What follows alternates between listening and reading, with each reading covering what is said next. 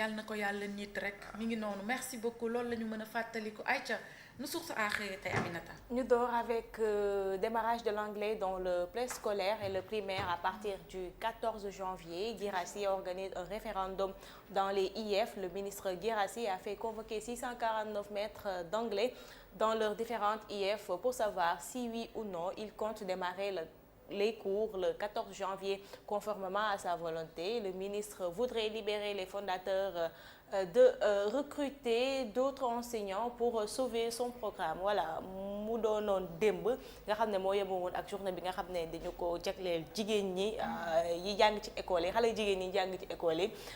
Le ministre nag Moustapha Guirassy il en a profité ngir daal di dajale ñi nga xam ne ñooy enseignants yi les profs d'anglais ñoom ñi nga xam ne bu ñu fàttali ni rek le président Bassirou Diomaye Faye annoncé woon que ni cette année anglais dina bokk ci li nga xam ne mooy programme mu xale yi des primaires. Moustapha Guirassy nag ci loolu la nekk ndax ci ginnaaw bi loolu la daal di convoqué 649 professeurs d'anglais ngir ñu daal di réunion xool naka la ñuy démarrer mbir mi le 14 janvier bi ñu daal di jëm. ba tey ñu des ci source A ñu ñëwaat ci Toussaint Manga qui crée la polémique autour de ces 22 millions de francs CFA payés pour éponger la dette des étudiants de Ziguinchor. Son moyen de défense, joint par source A, le directeur général de la LONASE explique que c'est la fondation qui a aidé. On a une rubrique secours et aide. Voilà. Ah mais tam lu mu wax déggable na de. ci yow. Vérifier. mu ne c'est la fondation qui a aidé. day mel ni rek yu Ziguinchor rek la war a aidé. est-ce que nekkul woon boobu moo nekkoon urgence bi. te yëpp a urgence. ñooro nag déggu fi woon seen coow li bañ génn leen. waaw ay waay sàmba tey na xel de. mais juste ñu wax ko ni y a d'autres urgences yi nga xam ne dem rek voilà. yoon waa ngokk. waaye yow kii lu muy def nii. daa liw maa liwti. Moussa kay fayal ko kilim bi. loolu dafa kilim daa faale pile. célibataire la. célibataire la waaw reetaan ko. baal naa la.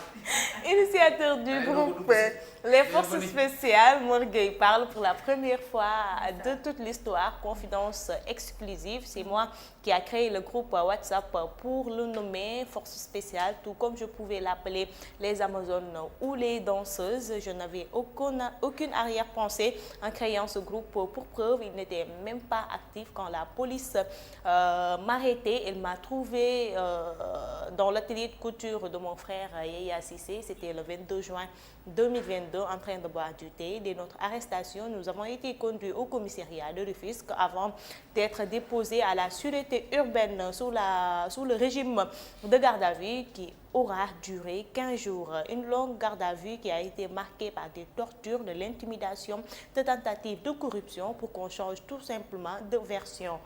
J'ai connu Pape Mamadou Seck en prison.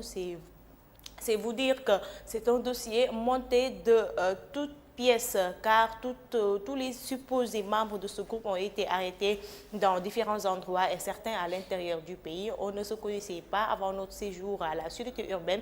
Mon seul tort était d'appartenir au parti à PASTEF. Au début, on croyait que c'était une simple enquête, que la police rendrait compte de son erreur pour nous libérer, mais au fur et à mesure qu'on entendait le dossier dans la presse, on se rendait compte que notre sort était scellé. Or, nous n'avions même pas brûlé un pneu. C'est aussi par hasard que mon surnom commandant était lié à cette histoire. En réalité, je faisais partie de l'équipe de l'organisation du parti de Rufisque.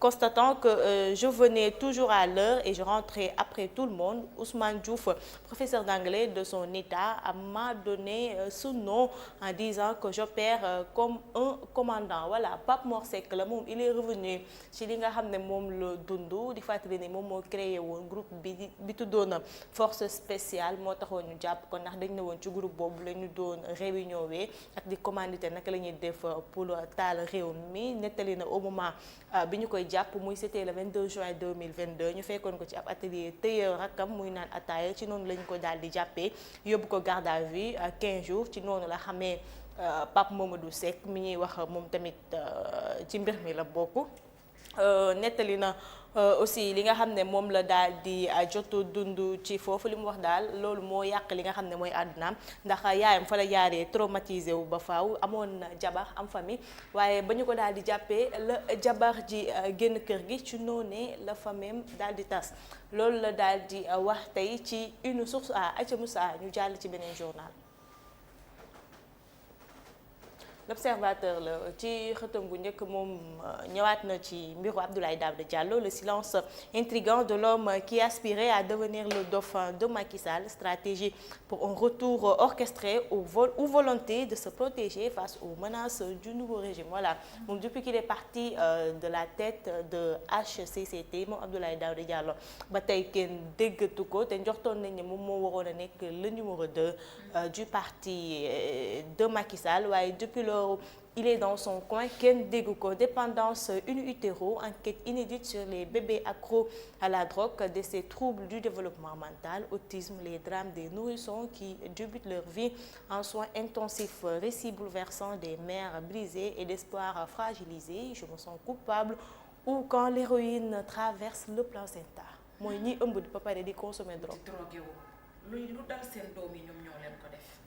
nan ngay ëmbee ba pare di dox ëmb di naan sàngara ëmb di drogué wu ëmb di kii waaye yow si tuxum cigarette rek nga ëmb di ko def xanaa xamuñu ni léegi santé maanaam médecine lu mu avancé ñun jigéen ñi suñu santé léegi dafa fragile parce que feebar yi sewaan yi lay dugg moo bëri te ëmb du noonu de gis nga suñu yaay yi daan ëmb di dem wasin léegi ñëw fóot bokkatug ñun de bokkutul ak ñun boo ëmbee da ngay lekk bu sain gisoo parfois sax nga ëmb ñun la bàyyil charcuterie bu lekkati dara loo xam ne dafa nekk ay saucisson ay merguez yooyu yëpp bu ko lekk parce que en général ñor gi tax ñuy wax ñor du ko lii te bu fekkente ne dafa am toxoplasmose mën na indil say doom ñu am autisme wala IMC kii say yow nga ëmb ba pare di tux di naan da ngay rey sa doom vraiment.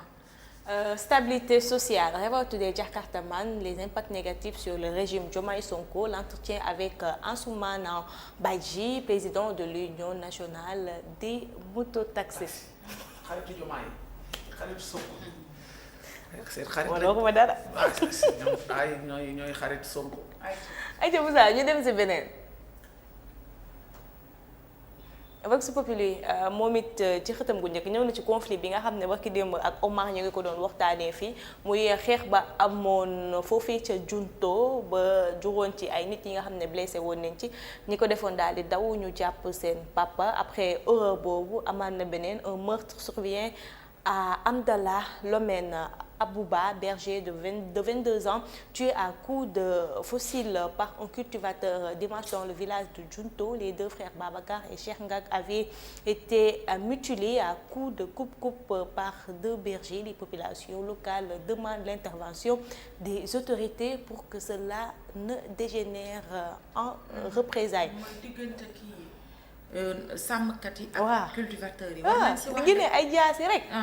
sàmm yi téye seen nag yi. gisoo ñi yor tool yi bu bëkki démb bi def seen ñaar ñi jam ñaari frères yi dañoo daw mais seen papa la waa village bi dem jëli. waaw dóor ko ba police moo ko mujjee ñëw jël pour protéger. C'est grave. Voilà.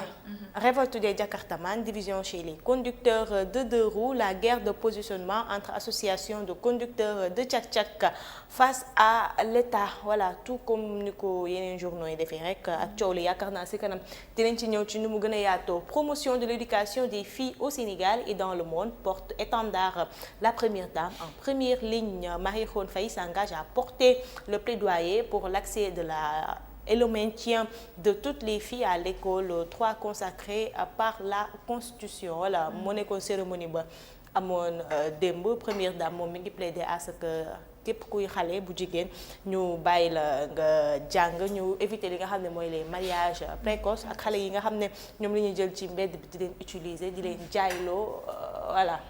loolu baax na waaye madame la première dame mënoon ngaa def rek comme ki fi jóge di faj nit ñi.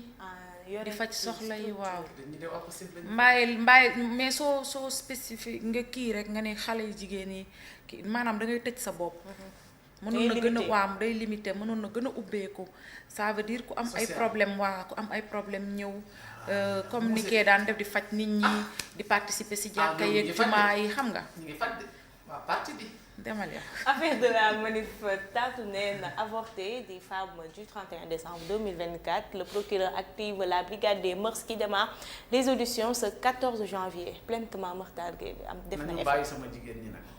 Maam Matar kon waxal Maam Matar bu bàyyi leen. waaye la demee nañu bàyyi sama jigéen ñi nag. Moussa ñu dem fii laaj def ay taati ne. waaye loolu amatul di kay. ñu amatul ñu kay may jaam. loolu foog nga waaw dañ leen koy wax nii ba dootuñu ko xalaat bay def. na xalaat nañ bàyyi ñun ñu ngi àllum neen ñu bëgg fee gën nañu ñoo bàyyi sama gën jigéen ñoo ñi nag. Maam Matar Ndiaye sama jigéen ñi. dañoo sonn. loolu dama ko nangu de sama jigéen ñi moom Maam Matar na leen. Dama ba ci Tatou Nene. waaw defuñu ko kay jeex na. defuñu ko déet nañ góor ñi nekk fi di leen yàkkataan bu dégg bëccëg te kenn du ci wax loolu amuñ fu ñu ko jooyee kay nii lañ ko mën a jooyee ku nekk sa naqar nag man bàyyi jàmbur. dama Député LFI de la Seine-Saint-Denis, Ali Douara, avocat des minorités et des quartiers populaires, l'État français doit présenter des excuses officielles et assumer sa part de responsabilité dans le massacre de Thiaroye. Les jeunes, notamment ceux issus de la diversité et des quartiers populaires, doivent se saisir des affaires politiques qui les concernent. Gestion des fonds du LEC, du comité d'organisation du JOJ 2026. Diomaye écoute Barth Sonko chargé de surveiller Diagnan. Le PM va assurer désormais la supervision permanente de toutes les activités, projets et financements. Diomaye insiste sur la nécessité de veiller notamment à la réception à date de toutes les infrastructures. Voilà décision yooyu barki démb la ñu ko jël en conseil des ministres mu mel ne dégg nañ li nga xam ne l'honorable député maire Barthélémy Diaz mi ngi ko doon wax foofii ci point de presse bi mu doon amal mardi. Moussa yu dem Walf Quotidien moom ñëwaat na ci APR déclin de la formation politique de Macky Sall. APR, une mort programmée, la non-structuration et la présidentielle ont eu raison du parti. Farba, le nouveau maître. Voilà, je crois donc nga fi gagné kii wam de basam. raison kay xaw ma département. ma département ba xaw ma. Farba daal rek moo. Agnam waaw Agnam moom rek de la ñi ci des ñëpp danoo ñàkk. ma ni ko ñi ci des ñëpp danoo ñàkk. ana kële dynastie Faye Sall Mansour Faye.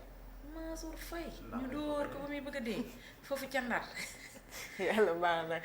Immatriculation des motocyclistes, les tchak-tchak ne lèvent pas le pied comme ni ko yeneen journal yi bindee ñoom it ñëwaat nañ ci noonu ay ca Moussa ñu dem.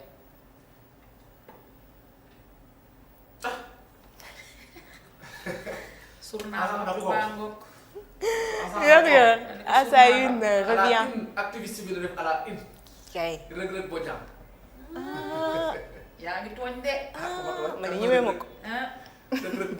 2500 employés, masse salariale de 30 milliards de francs CFA, agents fictifs, clients politiques et familles entières casées. Le DG Waly Diouf Bodian explique comment le port de Dakar est tombé de son piédestal sous le magistère de Macky Sall. Les DG avaient transformé le port en haut lieu du laisser-aller et la gabegie, voire de l'incurie. Dire que les recettes du port ont diminué, ce n'est pas vrai. Le chiffre d'affaires du port était à 110 milliards de francs CFA l'année dernière. Cette année, ce chiffre va augmenter de 5%, donc on aura entre 74 et 75 milliards de francs CFA. Voilà, moo en quelque sorte ñëwaat na ci ni nga xam ne noonu la yoree port. Nit yu bari dañuy wax que ni il fait le gendarme au port autonome de Dakar, mais c'est juste que ni dafa bëgg redresser yàqu-yàqu yi nga xam ne Macky Sall ak ses prédécesseurs ñi nga xam ne ñoo nekkoon